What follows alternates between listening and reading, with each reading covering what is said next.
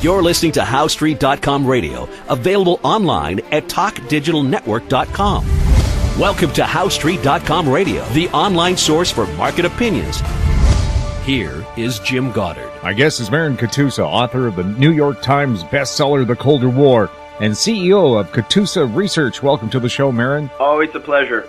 Marin, let's talk about what people used to call alternative energy. You have a new name for it.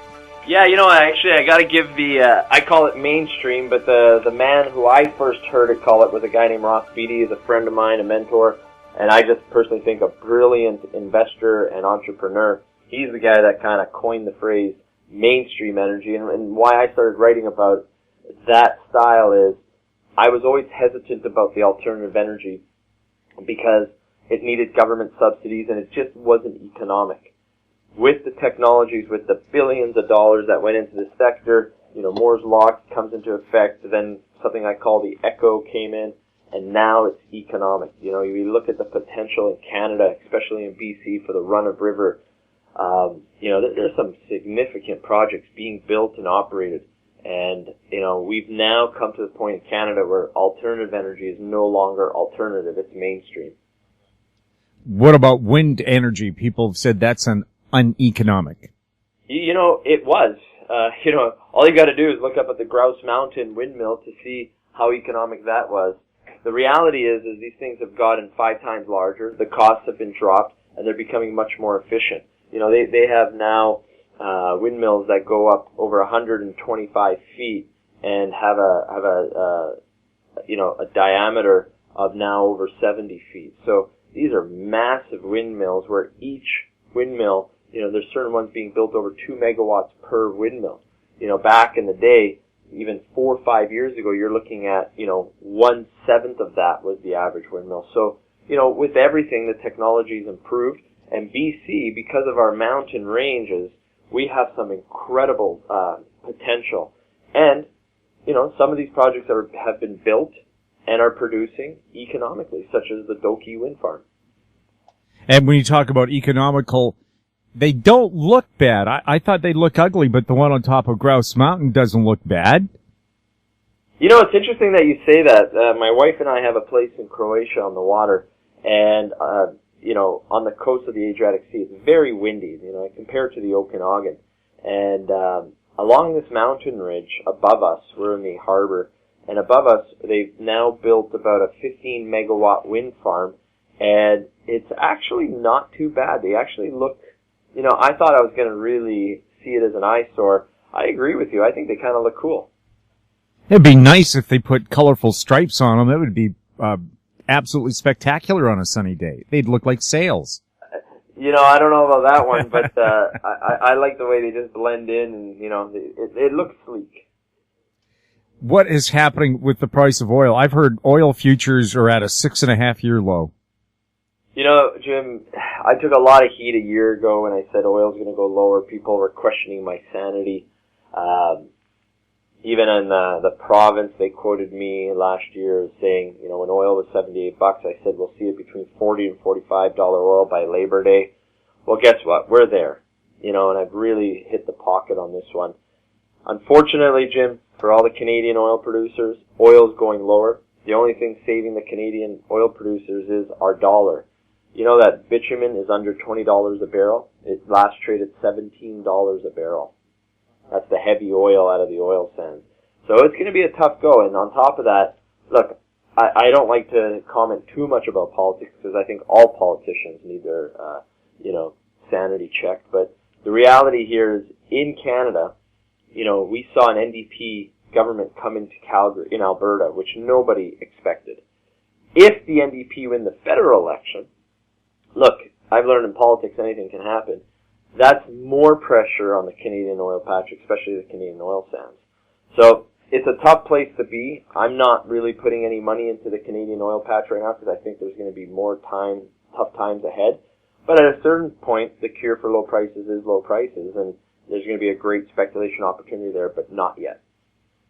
How long do you think these low prices are going to last in the oil patch? Look, I think this is a bigger thing going. I talk about it in my book, The Colder War. This is now a very globalized market. You saw that the Chinese have now slightly devalued their currency to the U.S. dollar. They've recognized that, there's a currency war going on globally. With China slowing down, you got Iran sanctions being lifted, so there's going to be more pressure on the international oil markets.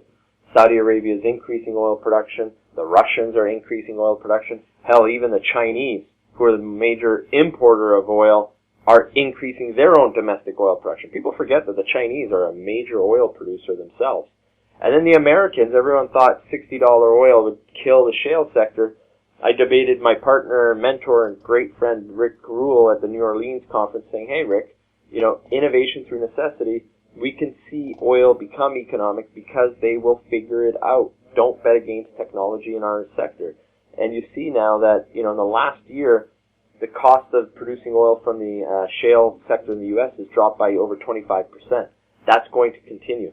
So I don't see the oil rebounding here in the near term, subject to no crazy war happening in the Middle East or the Strait of Hormuz shutting down. But I see it for another 12 to 18 months. I could even see $35 oil in the next 12 months, Jim. We'll have more with Marin Katusa right after this. More and more people are looking to the internet for intelligent, riveting, and thought-provoking interviews. To advertise on the Goddard Report and TalkDigitalNetwork.com, call 604-699-8600, 604-699-8600. Welcome back. We're speaking to Marin Katusa, CEO of Katusa Research. I've heard that the Saudis are hard-pressed financially because of the shale oil from the U.S., that perhaps they're going to go bust. Nah, that's just media, tic-tacs. Hard-pressed, yes, if you're looking at their income compared to a year or 2 years ago, is nowhere near. It's slashed in half, and their outgo is the same as it was 2 years ago. So from that standpoint, they're hard-pressed. Remember, they're the second largest sovereign wealth fund in the world. They still have over $500 billion in their fund. So the reality is they'll be fine for the next 3, 4, 5, 6 years.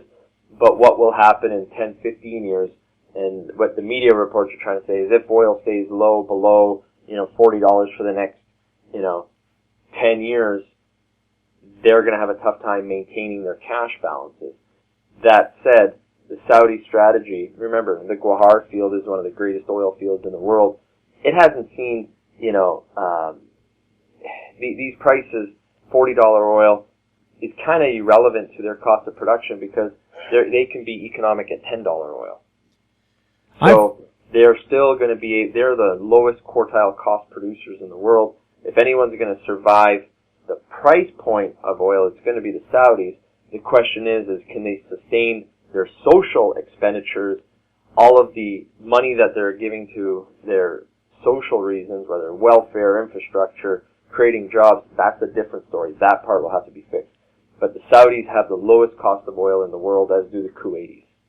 I've heard in some places in Saudi Arabia where they drain the oil out back in the 40s, some of that oil has come back mysteriously. Perhaps it's not a fossil fuel, it's a naturally occurring fuel.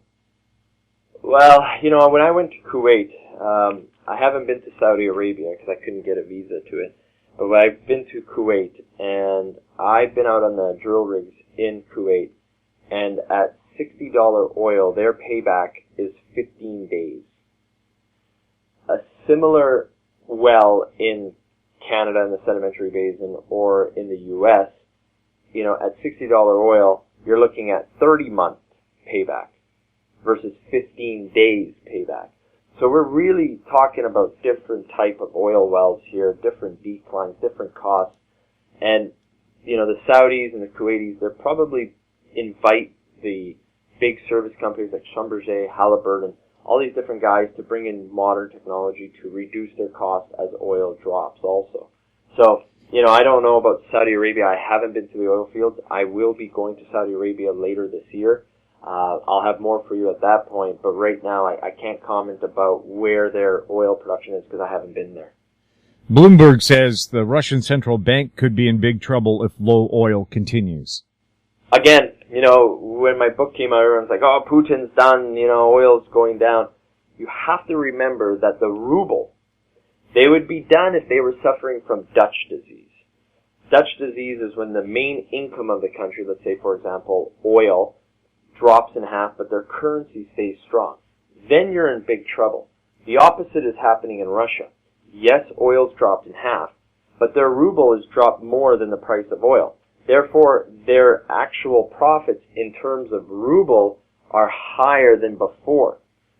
Secondly, a lot of people don't realize that the Russians are flooding the international markets, not just with oil, but Russian pumps, Russian equipment, Russian services. Even Texas, the Bakken, are buying Russian pumps because they're 50% on sale because the dollar is now twice as strong as it was a year ago in terms of rubles. So, yes, their income isn't as high, so it's the same situation as the Saudis, but the reality is Russia has literally almost no debt on their books when you compare it to the Americans who have $18 trillion. So from a government standpoint, they're in a much better situation than the Americans. And from an oil standpoint, yes, it's tough go, but they've got uranium, they've got a lot of base metals, natural gas. So the Russians are going to do just fine. And another thing I want to remind everyone is the Russians will survive things that are unimaginable for the North Americans. Look at when I talk about the 100-Day Wars in Stalingrad, the Slavic people of Russia, these are nowhere near tough times compared to what they've gone through in the past. So don't underestimate what the Russians can live through. I was just going to say, if you can survive Stalingrad, the death of 25 million people from Hitler and 25 million from their own leader Stalin, that is built-in tough. You know, it's another interesting thing that a lot of people in the West don't talk about. You know that this is the first year that Russia actually has a positive birth rate versus their death rate. So when you look at it, everyone's like, oh, the Russians are a dying country. Well, that was true. You know, up until 2013, you know, you look at vodka wasn't even registered as an alcohol, right? So these are an adapting, evolving culture. They have a positive growth rate now, which they haven't seen in 3 decades. So again, with all these sanctions put against the Russians, it has pushed the fast forward button for Russia to work closer with China. And the question is with the Americans backing Iran, Saudi Arabia is now looking for alternative partners moving forward. The Saudis are seriously upset at the Americans. What if the Saudis join the Chinese and the Russians rather than backing the Americans on the petrodollar? So there's a lot of changes here, and these are the things I talk about in my book. Yeah. Well, when you said push the fast button or the fast forward button, Russia can go into outer space now. China can go into outer space. The U.S. has to borrow rides with them to get to the space station. or depend on Elon Musk. Well, yes, his last one blew up. So I don't know if that was the Virgin one, or is he working with Virgin? I don't know. But, I hear you. You know, don't underestimate the emerging markets. It's going to be a tough time for them in the next few years. You know, the U.S. dollar is still strong. It's my favorite currencies in the near term. But when you talk longer term, 10, 20, 30 years out, you know, China, you know, don't underestimate what the dragon and bear can do when they're working together. I heard Trump the other day bad-mouthing the Chinese for devaluing their currency twice in 1 week. He says, well, that's been our problem for years, the Chinese devaluating their currency. But in fact, Mr. Trump, that's the first time they've done that probably in decades. Well, remember, Donald Trump's just talking to the media, and, you know, unfortunately for the media, and I spend a lot of time talking to the media, and they're always trying to look for that catchy grab line so they can sell advertisement and get more hits. And Trump is the perfect person for the American media. So expect Trump to say more exotic or crazy or insane things for that, you know, quick hit ADD Twitter internet following, and that's all that is. You know, he's made comments against the Mexicans. You know, what's next? He's going to make comments against Canadians? Well, yes, of course. South Park, blame Canada. You know, we have less of a population than California. To blame Canada for anything, you know, you really are, you know, picking up wet straws and throwing them against the wind. Yep. But, you know, it'll be a pretty interesting situation. Imagine Trump wins, and he's going up against Putin. Putin will slice him 7 ways from Sunday. So it would be interesting entertainment for us, that's for sure. And how do the Russian people view Putin right now? Again, all we hear in the Western media is how people in Russia hate Putin. Nothing could be farther from the truth. The average Russian person is better off today than they were 20 years ago before Putin came in. And yes, they recognize he's a strong arm, but the Slavic people look up to someone like Putin. Mark my words, after Putin's reign is done, in 100 or 200 years, people will compare Putin to Peter the Great within Russia. Well, he does like to ride around without a shirt on horses and kill exotic animals at his birthday parties. Well, compare that to Obama. There's a great email chain I got sent around, with Obama being pulled by his little poodle, and Obama, with his legs crossed, versus Putin, who's very manly and, that Slavic macho image. So the reality is that that's what the Slavic people look up to. That's what they relate to, a strong leader, because look what they've gone through.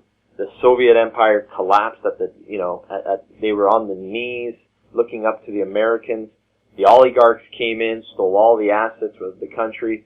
The country defaulted. It was a tough place there in Russia. And Putin emerged from the ashes and brought the nation to a point where Russia mattered again. And that's what's important to the Russian people. Well, I remember a decade too, Putin was very upset that he had very little recognition from the U.S. or the West. He was just considered, another strong-armed brute in charge of Russia, no need to worry. And he still carries that chip on his shoulder right now, doesn't he? Sure. And what he's doing is the best interest of the Russian people. Now, yes, look, we may not agree with it with our Western standards about, all of the mandates that he's made against homosexuals and all these different aspects. But the reality is that the Muslim world relates much more to the management and leadership of Russia than they do to the U.S. And interestingly enough, Israel, who's a long-term ally of the Americans, can relate more to the leadership of Russia than they can to Obama. So the new president of America has a lot of catch-up to do because of the failed foreign policy under Obama, because Israel's been alienated by Obama, Saudi Arabia's been alienated by Obama, and those are two key pillars of America's foreign policy in the Middle East. And Putin's quickly moved in to capitalize on that. And everybody recognizes that Putin sticks by his allies, and he's a tough, strong-armed leader who has control of his government and of his people. So, he stood by Assad in Syria. He stood up to Obama, and he was proven right. When Putin challenged Obama, saying, "Why are you supporting these rebels in Syria? You're creating a Frankenstein," that became ISIS. Our media doesn't like to talk about that, but Putin was right. Well, you have heard that on the Goddard Report, where, yes, the reason ISIS has all this heavy American equipment is the Americans gave it to them. Exactly. I've got a whole chapter about the details of that in my book, and the American media didn't quite like those aspects, but the reality is even in the U.S., you can't prevent the people from finding that information, and that's why my book got cracked on the New York Times bestseller list, is because the information is there, and because of the internet and the open forums for technology and platforms like your radio station, all of these people looking for answers will find them. And, the reality here is there's a whole other side of this coin, and just like what we're finding out with what's going on with ISIS in the Middle East, WikiLeaks is showing us all these new things, so there's so much information coming out showing that America isn't exactly all that it's pretending to be. Well, of course, you look at some of the movies they make about the U.S. spy industry, and that's what I call it, and you think that's pretty far-fetched, and then 10, 15 years later when stuff becomes declassified, that movie was absolutely right. All you gotta do is ask an Iranian what they think of the Brits and the Americans, what they did from the 1950s to the early 80s within their country, and then you go and ask other people around the world. So, you look at Hollywood And it's great. You look at the movies with Tom Hanks and Mel Gibson and, the soldiers and the World War I and World War II movies that the Americans saved Europe. Over 85 or over 90% of the victims of the Allies weren't Americans. They were actually of the Soviet Union. Whether they were Ukrainian, Russian, all of the republics that made the Soviet Union. It was the Soviet Union that really weakened the Nazis. So, our media doesn't really give fair tribute to the balance and the approach of the Allies. And because of the politics of it, hell, the Russians weren't even invited to all of the ceremonies for World War II from the West in France. So these are things that are all coming to light, and now that things are happening with the European Union, you see that there's a lot of cracks into the Allies, and unfortunately, everyone's focusing on, Greece and these, what is the Black Swan, or, what is this or what is that. The reality is we're entering uncharted territory, and it's not a black swan we have to worry about. It's a herd of black elephants. We don't know what's going to happen here with the derivatives. Look at the weakness in the emerging markets, the weakness in the Middle East, the huge debt by the Americans. There's a lot of problems here moving forward. So I'm trying to advise people, and what I'm doing myself is stay away from debt, because remember the golden rule throughout time. It doesn't matter. It's been the rule for 10,000 years. Gold is the currency of kings. Silver is the currency of gentlemen. Barter is the currency of peasants. And debt is the currency of slaves. Stay away from debt in a deflationary market. Marin, great advice. Always a pleasure, Jim. My guest has been Marin Katusa, author of the New York Times bestseller, The Colder War, and CEO of Katusa Research. By the way, Marin, how can people get your newsletter? Just head up to my website. I'm offering it free on my website, so you can sign up. It's Katusa, Katusa Research.com. You're listening to HowStreet.com Radio. Find us on Twitter at Talk Digital Net. Our popular YouTube channel is Talk Digital Network. Comments about the show can be sent to info@howstreet.com. I'm Jim Goddard. Comments made on HowStreet.com Radio are an expression of opinion only and should not be construed in any matter whatsoever as recommendations to buy or sell any financial instrument at any time. Available online at TalkDigitalNetwork.com. HowStreet.com Radio is a production of HowStreet Media Incorporated.